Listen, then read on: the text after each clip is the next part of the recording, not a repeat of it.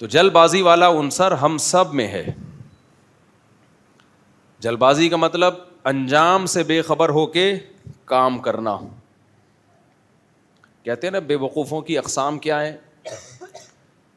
ایک قسم تو یہ ہے کہ جلد بازی میں کام کرنا پھر سوچنا.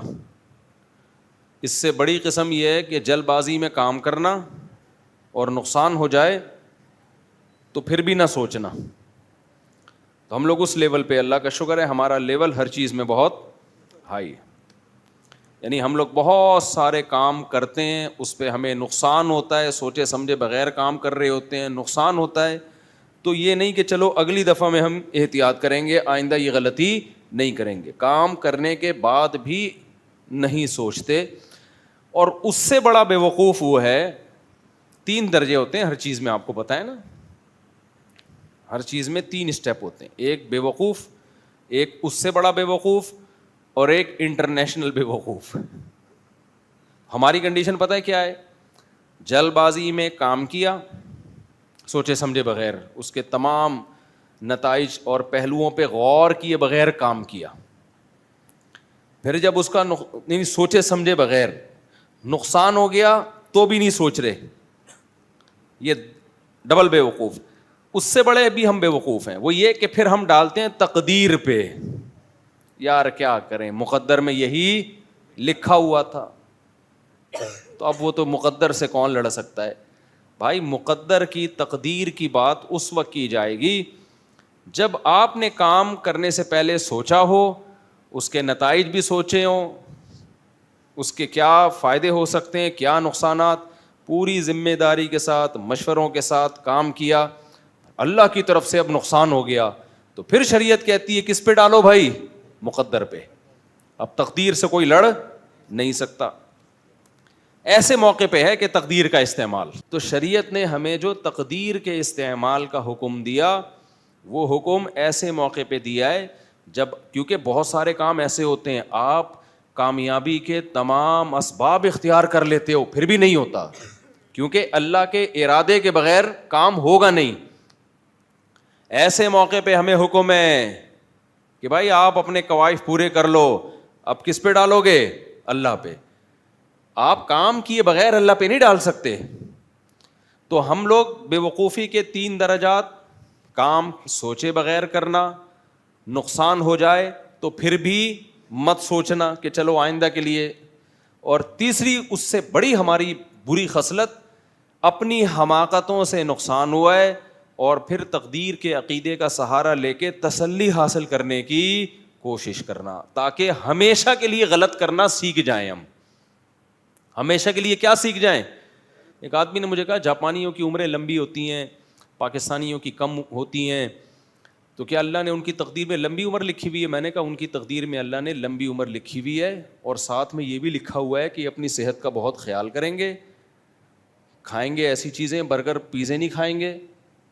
تو یہ ساری چیزیں تقدیر میں ہیں, اللہ کے علم میں پہلے سے ہے نا. تو جاپانیوں کے بارے میں اللہ نے کو علم ہے کہ یہ سب لائف اسٹائل بہت اچھا ہوگا, تمیز کی زندگی ہوگی, لہذا یہ 100 سال جئیں گے, تو وہ مقدر ہی کے حساب سے مرتے ہیں. ہمارے بارے میں اللہ نے پہلے سے لکھا ہوا ہے کہ یہ برگر کھا کھا کے برگر بن جائیں گے, کولیسٹرول کے ڈبے اور گھی کے کنستر بنیں گے, اور 50 سال 60 سال سے اوپر کوئی بھی کراس نہیں کرے گا. 50 سال کے بعد ان کی بونس والی لائف شروع ہوگی. تو ہر چیز تقدیر سے ہے, ہر چیز تقدیر سے ہے, لیکن اسباب بھی تقدیر میں ہی لکھے ہوئے ہوتے ہیں, اللہ کے علم میں وہ پہلے سے ہوتا ہے. جب شام میں وبا پھیلی ہے نا حضرت عمر کے دور میں, تو صحابی رسول جو شام جا رہے تھے نا لشکر لے کے, پتہ چلا کہ جی شام میں تو طاعون کی بیماری پھیل گئی ہے. اب ظاہر ہے وہاں جانے کا مطلب ہے آپ بھی اس وائرس میں اپنے اوپر بڑا خطرہ ہے. تو اب صحابہ کی جماعت وہیں رک گئی شام سے تھوڑا پہلے.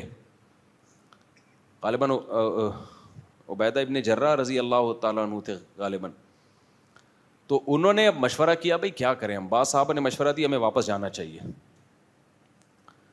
تو انہوں نے کہا ٹھیک ہے ہم نہیں جاتے, وہاں وبا پھیلی بھی, ہمیں مرنے کا خطرہ ہے, تو وہ واپس چلو.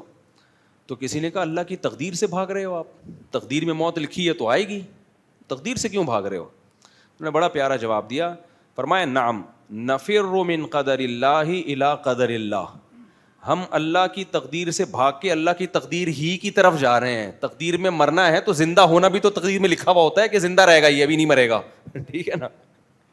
سمجھ میں آ رہی ہے بات کہ نہیں آ رہی؟ تو ہمیں کیا پتا ہماری تقدیر میں زندگی ہے یا موت ہے؟ ہمیں کیا پتا؟ تو ہم زندگی کے اسباب اختیار کریں گے. زندہ بچ گئے تو اس کا مطلب مقدر میں زندگی لکھی ہوئی تھی اور ہم بھاگ کے مقدر سے دور بھاگ رہے تھے اپنے. تو ہمیں نہیں پتا. تو اسی پر آزمائش ہے ساری کہ بھائی ہمیں کیا پتا کیا لکھا ہوا ہے، اس لیے ہم سے وہ پوچھا جائے گا جو ہم کر رہے ہیں. سمجھ میں آ رہی ہے بات کہ نہیں آ رہی ہے؟ تو تقدیر کا عقیدہ وہاں استعمال کیا جائے گا جہاں آپ کی طرف سے قواعد پورے ہوں پھر بھی رزلٹ نہ آئے. تو وہاں کیا سوچیں گے بھائی؟ پھر مسلمان صبر کرتا ہے، غیر مسلم ڈپریشن میں جاتا ہے، اسٹریس میں جاتا ہے کہ یہ کیا ہو گیا. دیکھو میں آسان مثال دیتا ہوں. ایک جاب آئی آپ کے پاس یا ایک بزنس آیا، بزنس کی مثال آسانی سمجھ میں آئے گی. آپ نے دیکھا یار ٹماٹر کا بزنس آیا. مجھے ٹماٹر بولنے میں اور پراٹھا بولنے میں مزہ بہت آتا ہے، اچھا بھی لگتا ہے نا ٹماٹر کا بزنس. خربوزے کی مثال بہت اچھی لگتی ہے. تو آپ کے بزنس کرنا چاہ رہے ہو، آپ نے بزنس کے بارے میں ورکشاپس اٹینڈ کی، اپنے قواعد پورے کیے. ایسا ہی نہیں ایک دم منہ اٹھا کے ٹماٹر کا، جیسے میں نے کھجوروں کا کیا تھا نا، 5 لاکھ روپے سے شروع کیا تھا، صرف 50,000 کا نقصان کر کے اللہ کا شکر ادا کیا کہ 50,000 میں اگر مجھے یہ پتہ چل گیا کہ کھجوروں کا بزنس میرے کرنے کا کام نہیں ہے تو یہ بہت اچھا سودا ہو گیا الحمدللہ. یعنی میں نے 5 لاکھ کی کھجوریں خریدی تھیں اور 4.5 لاکھ میں وظیفے پڑھ پڑھ کے بکی ہیں. وہ 50,000 کا مجھے نقصان ہوا تھا تو میں خوش تھا بہت. لوگ کہہ رہے تھے خوش کیوں ہو؟ میں نے کہا مجھے 50,000 گنوا کے یہ پتہ چل گیا کہ یہ میرے کرنے کا کام نہیں ہے. تو یہ نالج آدمی کو بڑی مشکل سے حاصل ہوتی ہے بھائی. یہ ایسی مسترد نالج تھی نا کہ 50,000 میں مجھے پتہ چل گیا کہ یہ میرے بس کا نہیں ہے. اور وہ جو 4.5 لاکھ کا بکا نا، اس میں کچھ ڈبے خرید کے مجھے ہی گفٹ ملے تھے. یعنی لوگ مجھے کوئی رمضان میں گفٹ دینا چاہ رہے تھے تو وہیں سے خرید کے چلو بھائی فی الحال یہی اویلیبل ہے، اسی کو پکڑا دو. ان کو نہیں پتا تھا یہ ہمارا ہی بزنس ہے. خیر، تو آپ نے کیا کیا؟ پورا مشورہ کیا، ورکشاپ تاجروں سے ملے، بھائی اس طرح سے کیا جاتا ہے، اتنی انویسٹمنٹ میں ہوگا. سارے مشورے لے کے اور دے دنا دن جو بھی ٹماٹر کا بزنس کر رہا تھا آپ نے اس کو دیکھا کہ یار سارے ہی ترقی کر رہے ہیں. تو شریعت نے جو کسی کام کرنے کے قواعد بتائے ہیں وہ آپ نے پورے کر لی. یعنی شریعت کے لحاظ سے آپ کی ڈاکومنٹیشن مکمل ہو گئی. ایک ڈاکومنٹیشن ہوتی ہے نا ویزے کے لیے، ایک جاب کے لیے، ایک ہر کام کرنے کے لیے اللہ بھی کوئی ڈاکومنٹ مانگتے ہیں. اللہ کہتے ہیں یہ ڈاکومنٹیشن مکمل کر لو، اس کے بعد اگر نقصان ہوا نا تو تمہیں ثواب دوں گا میں، کیونکہ پھر وہ میں نے دلوایا ہے نقصان، پھر اس میں تمہارا قصور نہیں ہے. اور اگر یہ ڈاکومنٹیشن کے بغیر تم نے کوئی کام کیا پھر نقصان ہوگا، نقصان بھی ہوگا اور حماقت کا گناہ بھی ملے گا تمہیں.